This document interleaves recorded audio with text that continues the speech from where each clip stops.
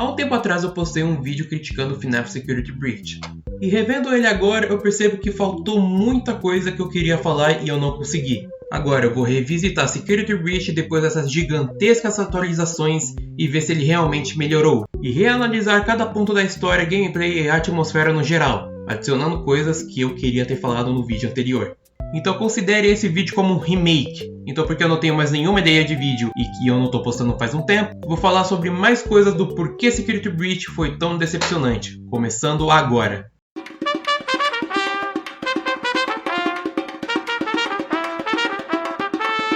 Como vocês sabem, Five Nights at Freddy's 1 até os Ultimate Custom Night eram feitos por apenas uma pessoa, até que um momento esse cara tacou o foda-se e decidiu pedir para uma empresa indie focada em jogos de realidade virtual fazer o seu próximo jogo da franquia, sendo esse o FNAF Help Wanted, que na minha opinião é o mais divertido da série.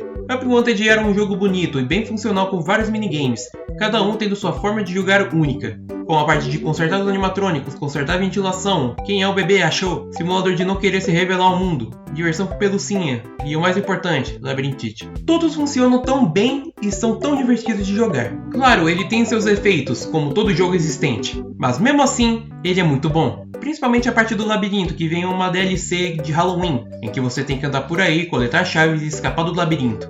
Ah, espera. Foi aí que Steel Wool viu o seu potencial em fazer jogos 3D de exploração e terror. Quer dizer, eles já tinham a base da movimentação bem ali. A única coisa que eles devem fazer é melhorar a maldita câmera do controle. Scott também viu o que eles tinham feito e logo pensou em mais um jogo para farmar dinheiro em cima de crianças e Funko Pop. Então Scott pediu a eles um jogo grande, cheio de coisa para fazer, assustador e uma historinha interessante. Ficaram tão malucos que quando Scott foi ver o que tinha no jogo, havia coisas para cacete. Segredos, easter eggs, mecânicas e lógico. História pra caralho.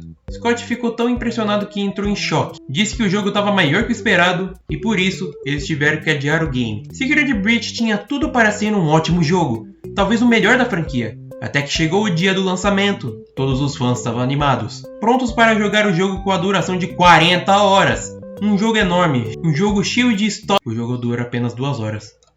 Mas que caralhos aconteceu?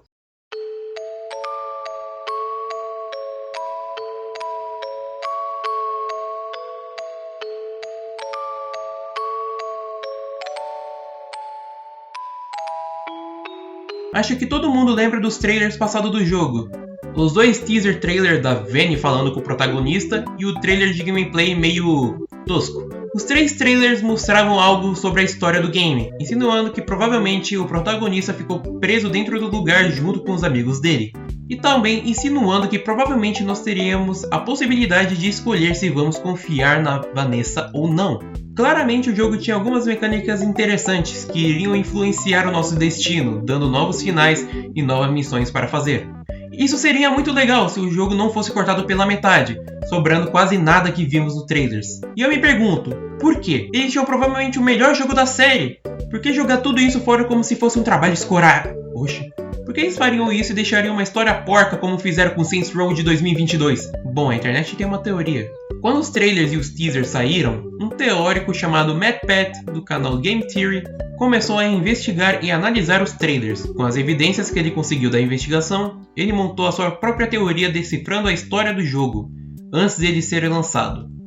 Então Steel Wool adiou o jogo mais uma vez para reconstruir a história às pressas, que obviamente não foi uma boa ideia. Tá, mas o que temos agora? Qual é a história do jogo final? O jogo começa e temos todo mundo nos caçando, menos o Fred, por alguma razão não explicada. E tem uma furry te perseguindo. Afton volta no fim, derrotamos ele e provavelmente ele vai voltar no próximo FNAF. O jogo fica nessa história pequena, não desenvolvendo mais nada. A história fica parada no mesmo ponto e o único jeito de descobrir o que está acontecendo é por meio de gravações e mensagens de WhatsApp que claramente todo mundo tem paciência para ler tudo isso, não é? Não há tantas coisas para nós descobrir nesse shopping de pizza. A Vanny, a mulher que todo mundo estava esperando que fosse a vilã principal, aparece por, sei lá, 3 vezes contando com aquele fim. E falando em finais, não dá vontade de fazer nenhum deles. Eu não vou jogar esse jogo inteiro para pegar um final em história de quadrinhos que claramente não tiveram tempo para fazer uma animação 3D. E você deve estar se perguntando, por que falam que o jogo dura 40 horas? E eu te respondo, o jogo não tem indicação nenhuma para onde ir, tirando aquela desgraça de cartinha. Nem para te mostrar no mapa do seu Pip-Boy eles se prestam. E falando em mapa, me desculpe, mas o quê? Tá, e agora? Aonde a história tá indo? Quais são as teorias? Gregory é um robô e Michael é o Fred? Ah, puta que pariu. E o pior é que essas teorias fazem sentido e muito provavelmente é o que está acontecendo na história.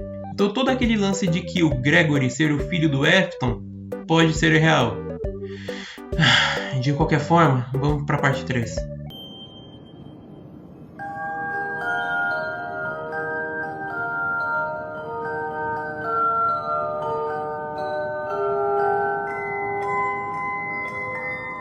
Ok, agora chegamos na parte mais difícil de falar sobre, pois provavelmente eu posso estar falando tanta merda que meu cu sentirá inveja da minha boca.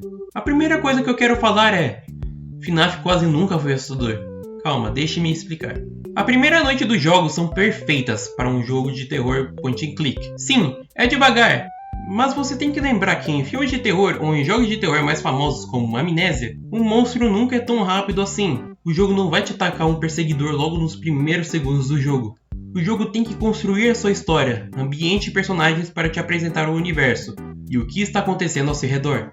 E isso funciona. E FNAF faz isso. Mas a partir da noite 3 dos jogos, o game se torna isso.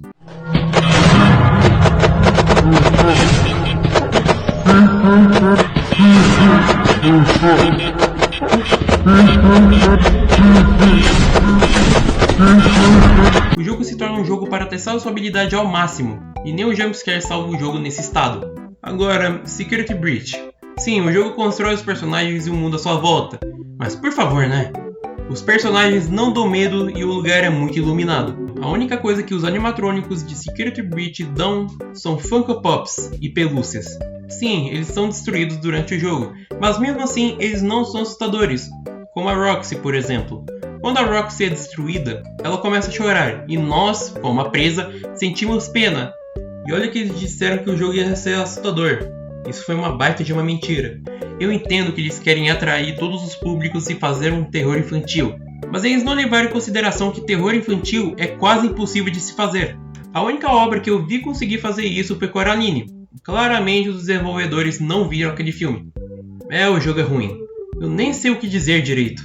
Tem uma história idiota, tem uma inteligência artificial idiota, personagens não são assustadores e é muito colorido. Fazer o jogo mais infantil foi uma má ideia, principalmente o fato de infantilizar um jogo com a lore sombria para vender mais Funko Pops. A gameplay é um walking simulator, você não usa as câmeras pra nada, e mesmo depois de milhares de correções de bugs, o jogo continua bugado e continua o lixo total.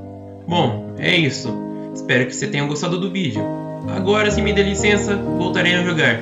Até mais!